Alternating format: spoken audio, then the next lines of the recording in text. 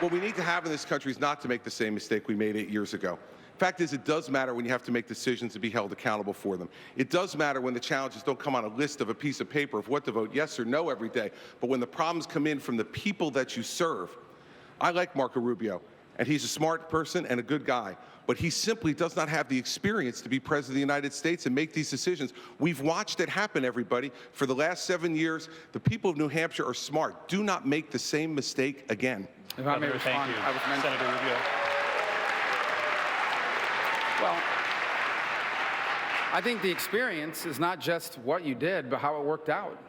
Under Christie's governorship of New Jersey, they've been downgraded 9 times in their credit rating. This country already has a debt problem.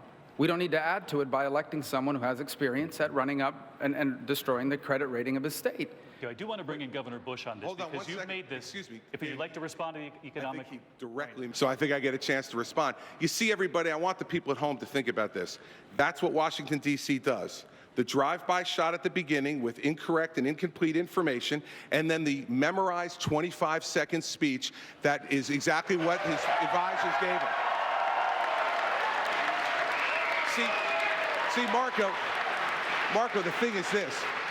When you're President of the United States, when you're a governor of a state, the memorized 30-second speech where you talk about how great America is at the end of it doesn't solve one problem for one person. They expect you to plow the snow. They expect you to get the schools open. And when the worst natural disaster in your state's history hits you, they expect you to rebuild their state, which is what I've done. None of that stuff happens on the floor of the United States Senate. It's a fine job. I'm glad you ran for it, but it does not prepare you for President of the United States.